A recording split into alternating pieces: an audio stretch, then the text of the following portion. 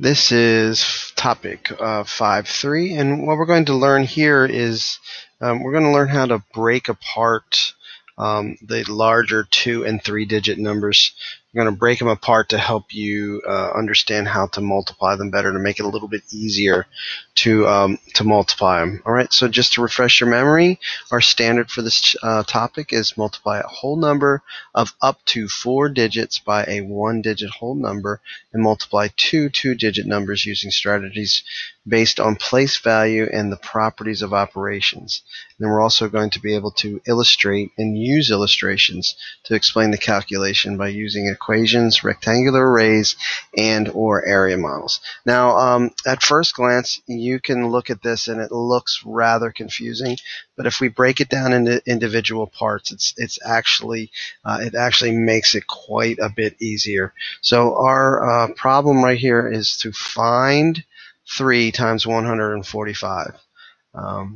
Now, it may seem a little bit daunting at first, but if we take and break it down into 3 individual math sentences, as they've done right here, then it becomes a much easier. So we take 145 and we break it down into 100, 40, and 5.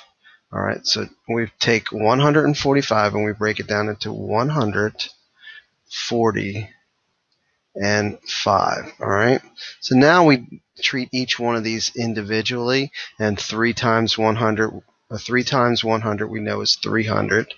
3 times 40, right? 3 times 4 is 12, and then we add the 0, and that's 120. And then, of course, we know 3 times 5 is 15 right here.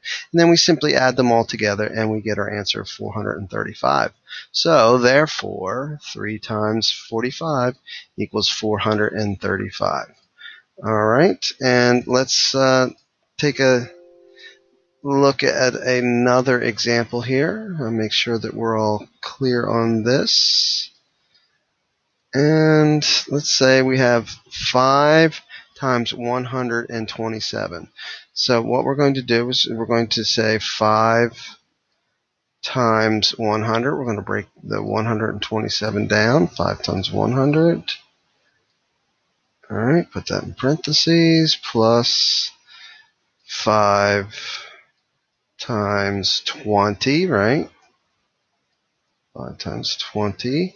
And then we're going to take it in 5 times 7.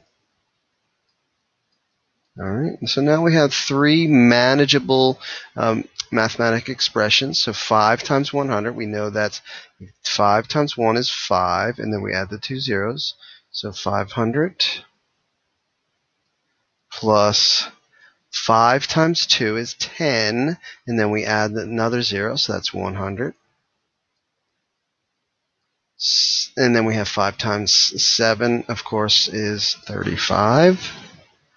Now we simply add these all together, and we get 500 plus 100 is 600, plus 35 is 635. Now, that once difficult 5 times 127 has become rather simple, and it's 635 right there. Hope this helps.